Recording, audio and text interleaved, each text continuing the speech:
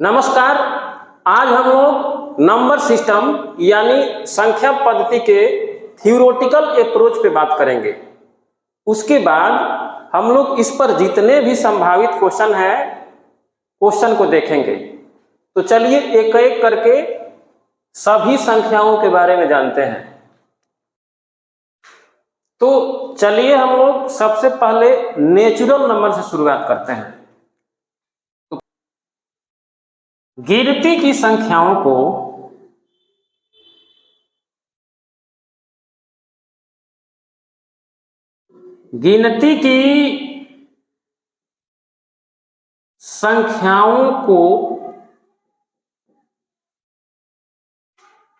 प्राकृत संख्या कहते हैं। प्राकृत संख्या कहते हैं। इसे कैपिटल N से सूचित किया जाता है। कैपिटल N से सूचित किया जाता है।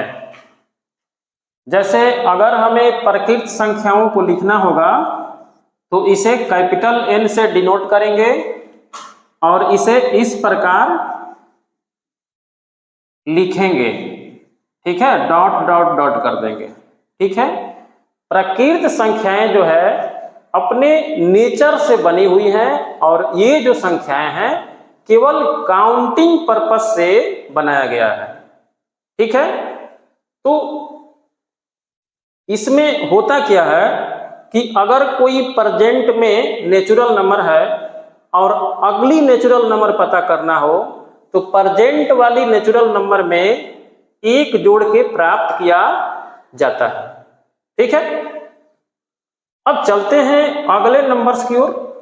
ठीक, अगला नंबर है पूर्ण संख्या। कौन सी भाई? पूर्ण संख्या।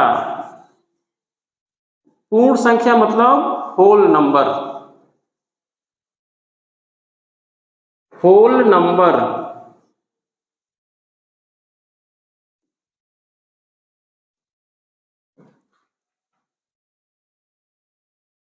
प्राकृत संख्याओं के संग्रह में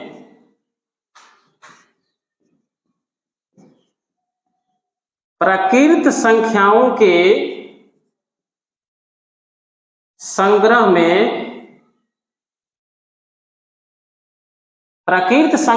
संग्रह में शून्य को शामिल करने से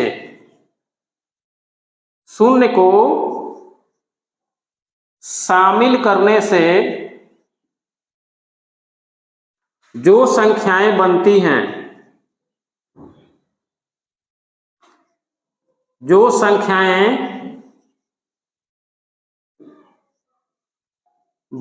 हैं, उसे पूर्ण संख्या कहते हैं। उसे पूर्ण संख्या कहते हैं। इसे सुविधा अनुसार हम लोग W से सूचित करते हैं। W से सूचित करते हैं।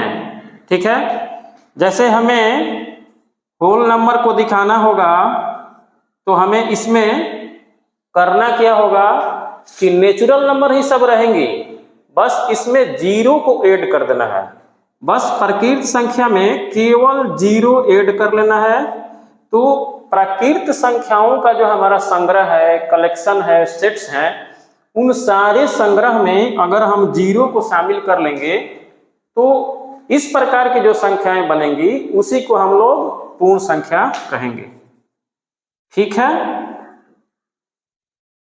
तो प्राकृत संख्याओं के संग्रह में अगर हम शून्य को शामिल कर लें तो शून्य को मात्र शामिल कर लेने से जो संख्याएं बनती हैं उसी को हम लोग पूर्ण संख्या कहेंगे। ठीक है, इसमें कोई ज्यादा दिक्कत वाली बात नहीं है। इस शुरुआत वाली जो संख्याएं हैं लगभग आपको पता होगा, फिर भी एक बार हम इसको एक्सप्लेन कर देते हैं। चलिए अब हम लोग अगली संख्या पूर्णांक संख्या के बारे में जान लेते हैं। पूर्णांक संख्या, पूर्णांक संख्या को बोलेंगे हम लोग इंटीजर्स।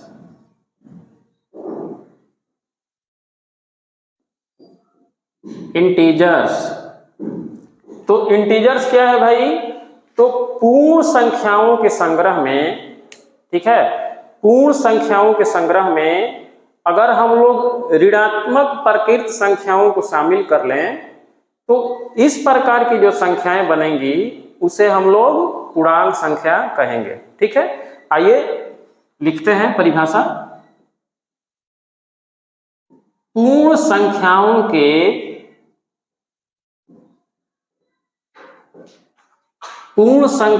के संग्रह में, कलेक्शन में, सेट्स में, पूर्ण संख्याओं के संग्रह में ऋणात्मक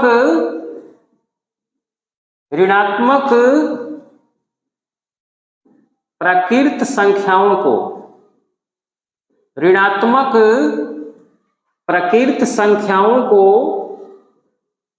शामिल करने से जो संख्याएं बनती हैं, जो संख्याएं बनती हैं उसे पूर्णांक संख्या कहते हैं। उसे हम लोग क्या कहेंगे भाई? उसे पूर्णांक संख्या कहते हैं। पूर्णांक संख्या को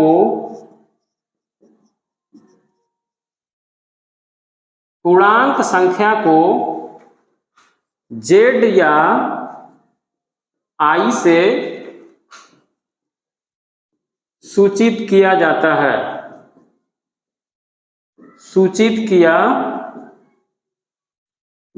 है। जैसे अगर हमें पूर्णांक को दिखाना हो तो हम लोग क्या करेंगे?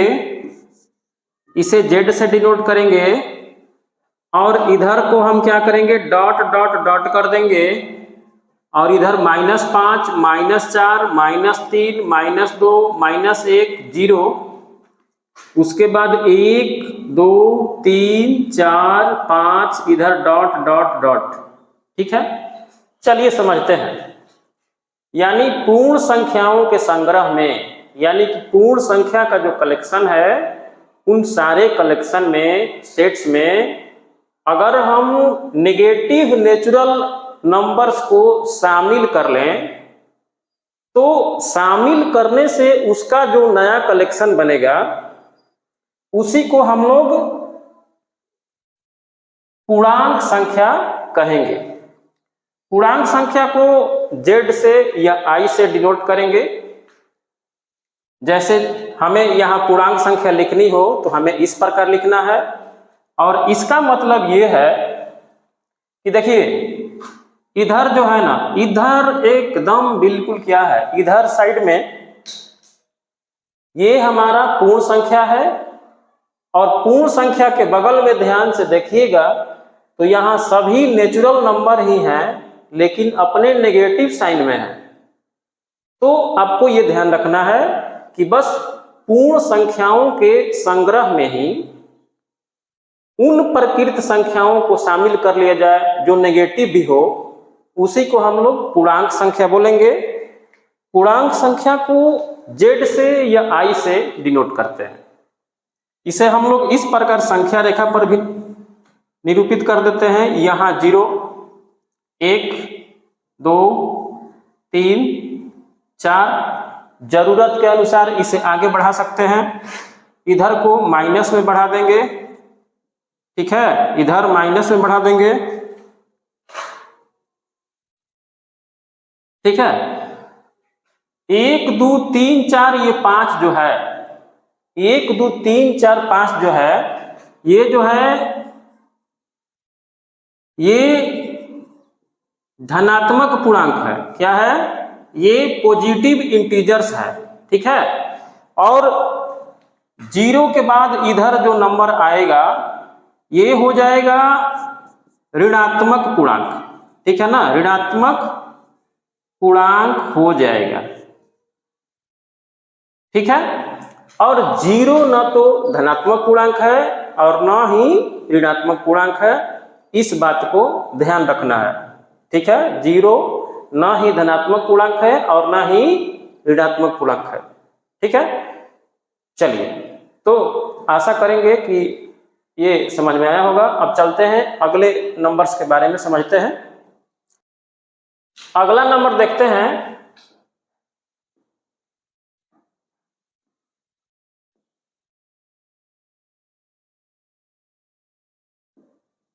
सम संख्या के बारे में समझते हैं।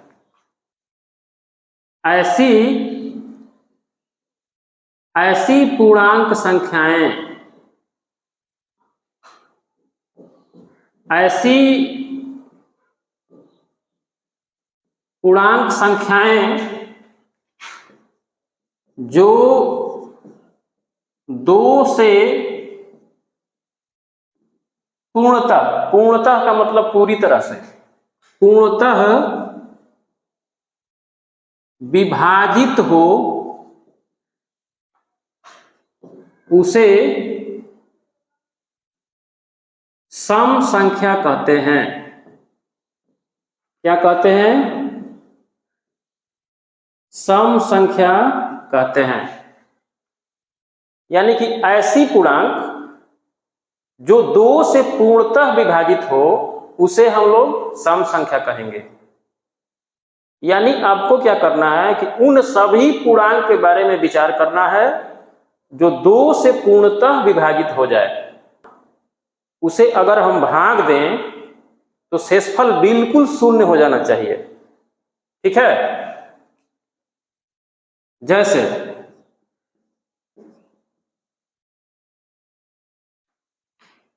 0 2 4 6 8 10 ... ठीक है। ये जितनी संख्याएं हम लिखे हैं, इन संख्याओं में अगर हम लोग 2 से भाग देंगे तो इसमें शेषफल जो आएगा बिल्कुल 0 आएगा। ठीक है ना।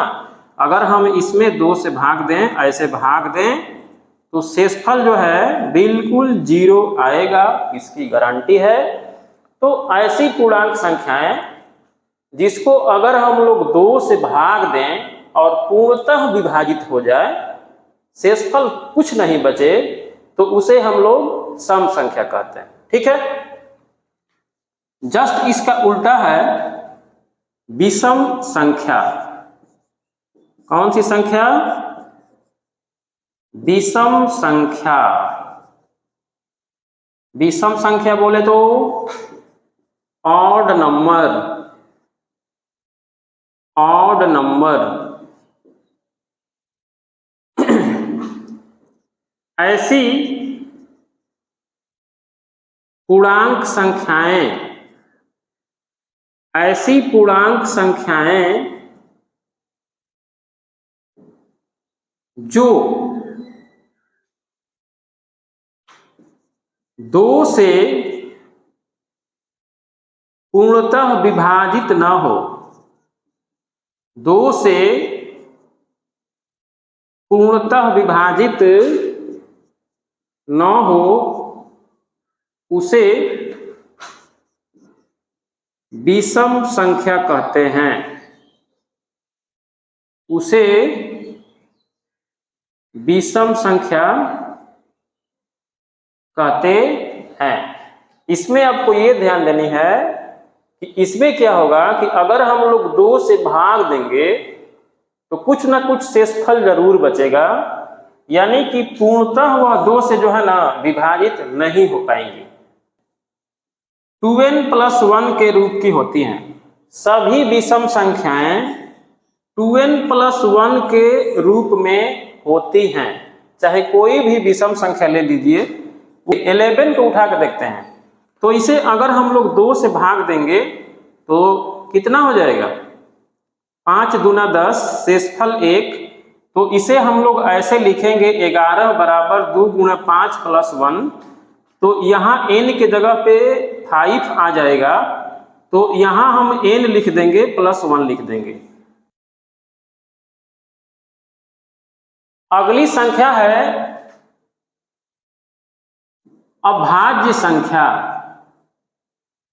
अभाज्य संख्या यानी प्राइम नंबर। प्राइम नंबर ऐसी संख्याएं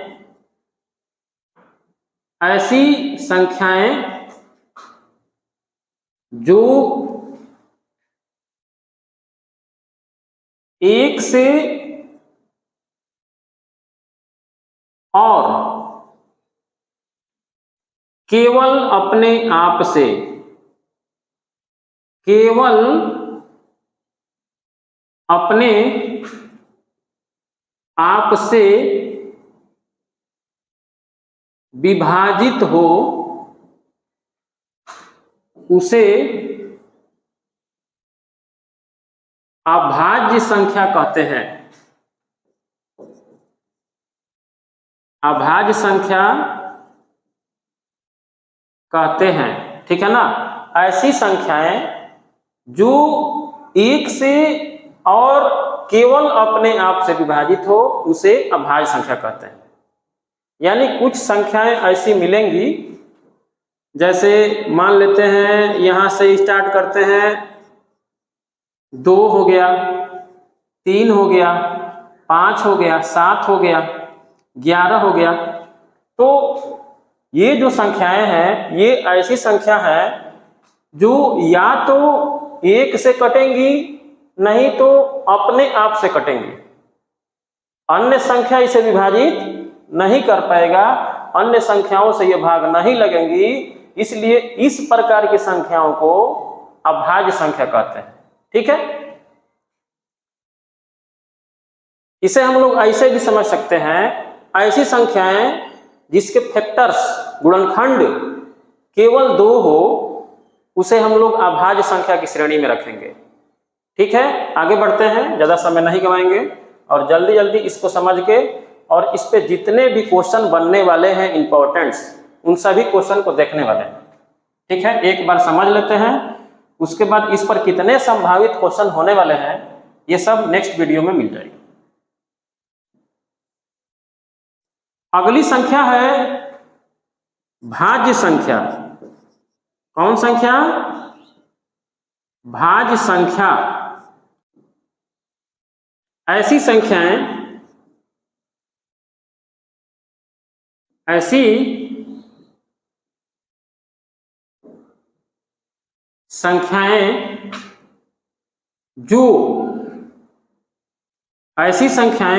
जो एक और अपने आप के अलावा किसी अन्य संख्या से भी विभाजित हो। किसी अन्य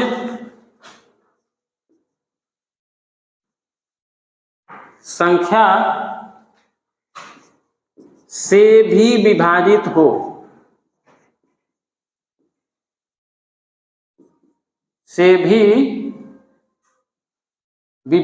हो। उसे भाज्य संख्या कहते हैं। उसे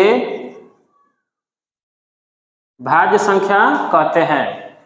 यानी ऐसी संख्याएं जिसका गुणनखंड 2 से अधिक हो। इसमें क्या होगा कि कुछ ऐसी भी संख्याएं मिलेंगी जिसके हम लोग गुणनखंड करेंगे तो उसका गुणनखंड 2 से अधिक होगा। ठीक है ना, यानी ऐसी संख्याएं जो एक और अपने आप के अलावा किसी अन्य संख्या से भी विभाजित हो जाए, भाग लग जाए, उसे हम लोग भाज्य संख्या कहते हैं। और एग्जाम्पल, जैसे 4 है, 4 1 से भी कटेगा, 2 से भी कटेगा, 4 से भी कटेगा, तो इसके फैक्टर्स जो है ना 2 से अधिक हो गए। 6 हो गया, 8 हो गया, 9 हो गया, 10 हो गया, 12 हो गया, ठीक है ना। तो इस प्रकार की जो संख्याएं हैं वो भाज्य संख्या की श्रेणी में आ जाएंगी, ठीक है। परिमेय संख्या के बारे में देख लेते हैं। ऐसी संख्याएं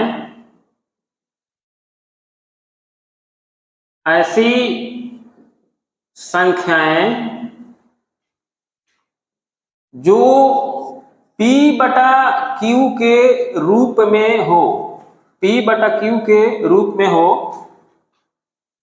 जहां Q जो है ना 0 के बराबर ना हो, उसे परिमेय संख्या कहते हैं। क्या कहते हैं? उसे परिमेय संख्या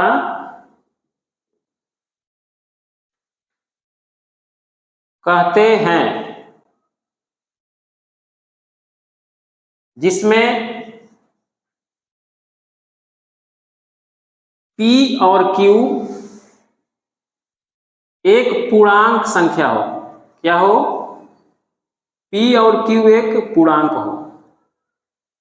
यानी ऐसी संख्याएं जो P बटा Q के रूप में हो, उसी को हम लोग परिमेय संख्या कहेंगे। बस इस बात का ध्यान रखना है कि ये जो Q है ना, यानी डिनोमिनेटर यानी हर, ये 0 नहीं होना चाहिए, उसी को हम लोग परिमेय संख्या कहेंगे। इसमें इस बात का ध्यान रखना है कि P और Q जो है ना एक पूर्णांक संख्या ही लेना है, ठीक है। जैसे कुछ उदाहरण लेते हैं। जैसे 0 भी परिमेय संख्या है, इसे हम लोग 0 बटा 1 के रूप में आसानी से लिख सकते हैं। इसमें ऊपर 0 हो सकता है, भले नीचे 0 ना हो। 1 भी परिमेय संख्या है, 2 बटा 3 भी परिमेय संख्या है, 4 बटा 5 भी परिमेय संख्या है, 7 बटा 2 भी परिमेय संख्या है, -7 बटा 6 भी परिमेय संख्या है, ठीक है ना, -2 भी परिमेय संख्या है। बहुत सारे एग्जाम्पल्स हैं, इसे लिखा जा सकता है, ठीक है। चलिए आगे बढ़ते हैं। इसका ऐसी संख्याओं का युग्म, ऐसी संख्याओं का युग्म का मतलब होता है पेयर, जोड़ा। ऐसी संख्याओं का युग्म जिसका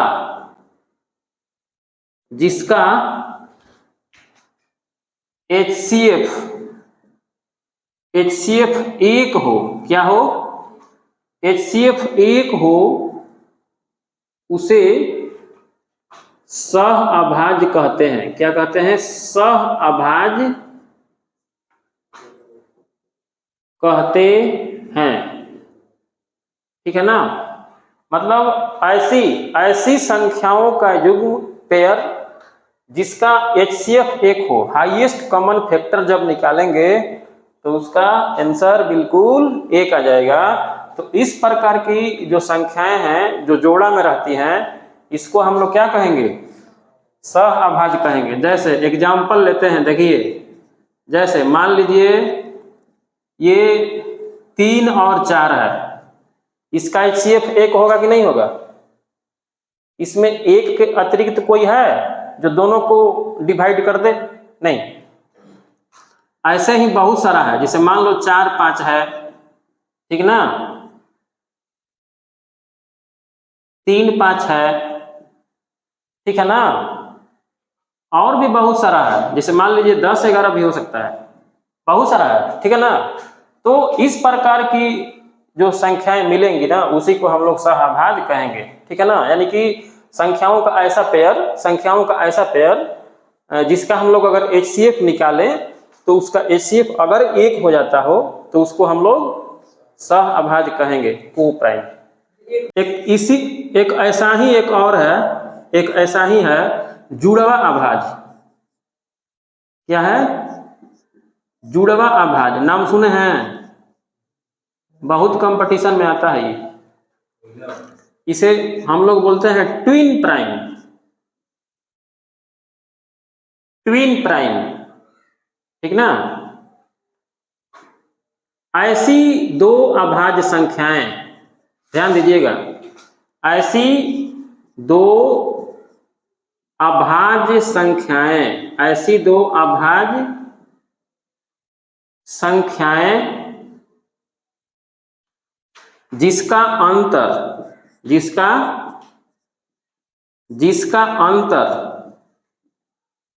2 हो, कितना हो? 2 हो, उसे जुड़वा अभाज्य कहते हैं, जुड़वा अभाज्य कहते हैं, ठीक है। तो देखिए, ऐसी दो अभाज्य संख्याएं, यानी कि ऐसी दो अभाज्य संख्याओं को लेना है जिसका डिफरेंस बिल्कुल 2 हो। अगर मान लो अभाज्य संख्या लेते हो, दो अभाज्य संख्या लेते हो और उन दोनों अभाज्य संख्या का डिफरेंस यानी कि अंतर 2 आ जाता है, तो आपको समझ लेना है कि वो दोनों अभाज्य संख्याएं जो है जुड़वा अभाज्य है। जैसे देखिए 3 5, देखिए घटाइए, 3 भी अभाज्य संख्या है, 5 भी अभाज्य संख्या है, इसमें घटाइएगा तो क्या होगा? 2 आएगा, तो ये जुड़वा अभाज्य है। 5 7 है ना, उसके बाद 11 13, इस प्रकार 50 के नीचे 6 गो जुड़वा अभाज्य होता है और 50 और 100 के बीच में 2 गो और होता है जुड़वा अभाज्य। ऐसे निकाल के देख सकते हो, ठीक है।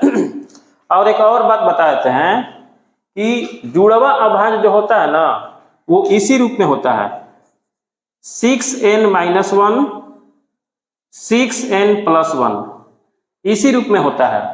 लेकिन इसमें ध्यान ये रखना है कि ये वाला जो है ना आउट हो जाएगा, इसके बाद जितना है वो सब आ जाएगा। n की जगह पे देखिए 1 रखिए, तो 6 में 1 से गुणा करिएगा तो क्या होगा? 6 होगा, और 6 में 1 घटाइएगा तो क्या होगा? 5 होगा। देखिए 5 आ गया, इसमें करिए 6 गुणा 1 + 1 कितना? 7 आ गया है। फिर 2 रख के चेक करिए, यहाँ रखिए 6 गुणा 2 12, 12 में से 1 घटा 11 आ गया, यहाँ 11। फिर यहाँ रखिए 6 दूनी 12, 12 1 13 आ रहा है भाई। यानी कि जुड़वा अभाज्य जो संख्याएं होती हैं इसी रूप में इसी प्रकार चलती हैं, इसका ये जनरल फॉर्म है। बस इसमें एक ध्यान रखना है, इस बात का ध्यान रखना है कि इसमें से 3 5 जो है ना आउट हो जाता है, ठीक है ना, इसमें ये शामिल नहीं हो पाता है, ठीक है। चलिए अब अगली संख्या के बारे में जानते हैं, अपरिमेय संख्या। कौन सी संख्या? अपरिमेय संख्या। अपरिमेय संख्या, इरेशनल नंबर।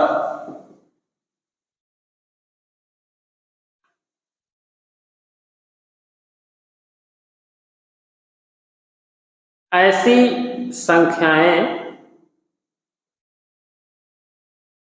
संख्याएं जो P/Q के रूप में न हो उसे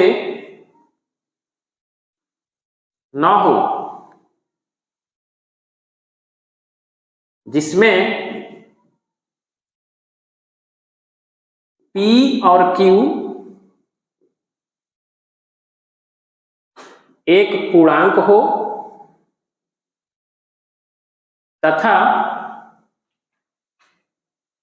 Q बराबर नहीं 0 हो।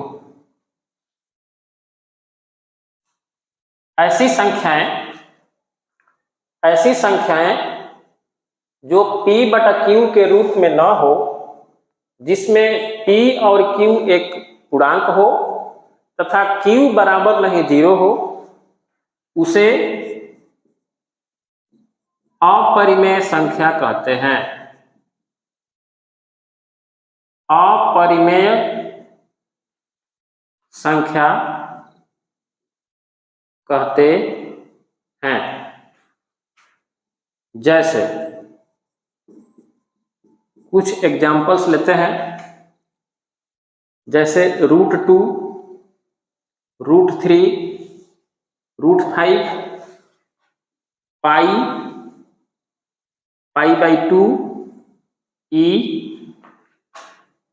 6.52, 522, 522, ... 2.21, 211, 211। तो ऐसी संख्याएं जो P बटा Q के रूप में ना हो, जिसमें P और Q एक पूर्णांक हो तथा Q बराबर नहीं 0 हो, उसे हम लोग अपरिमेय संख्या कहेंगे।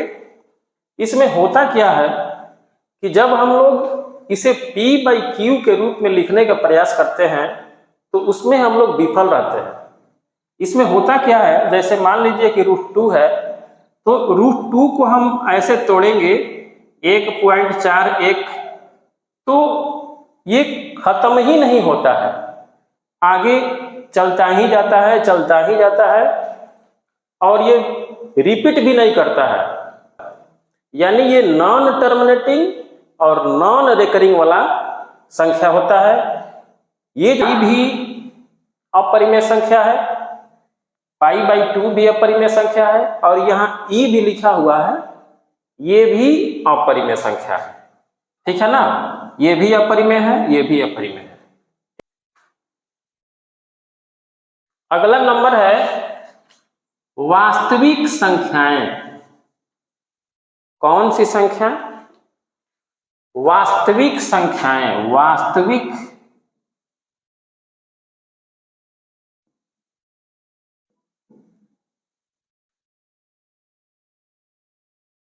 परिमेय संख्याओं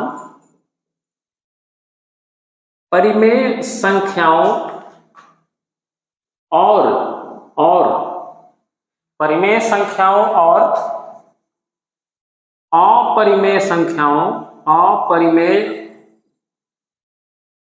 संख्याओं के संग्रह को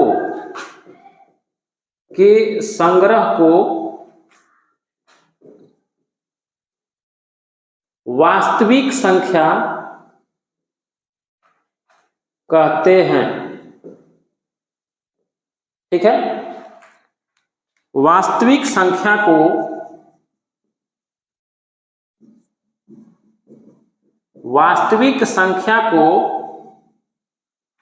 कैपिटल R से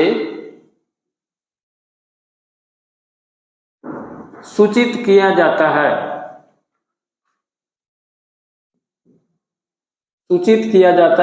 है। जैसे देखिए 0, 1, 2/3, 4/3, 7/2, 5, 6, -2/3, √2, √3, π 22/7, e 3.14, 144, 144, ... तो देखिए परिमेय संख्याओं और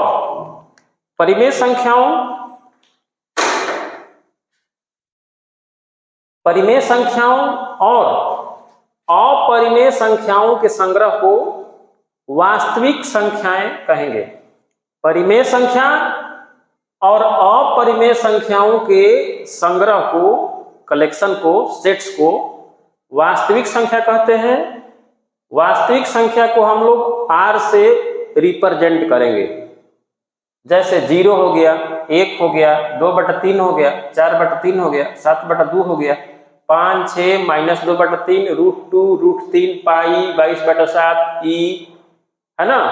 ये सब जो संख्याएं हैं ये वास्तविक संख्या में आ जाएंगी। यानी कि वास्तविक जो संख्या है सबसे बड़ा नंबर है, उसमें सभी संख्याएं एंट्री मार जाती हैं।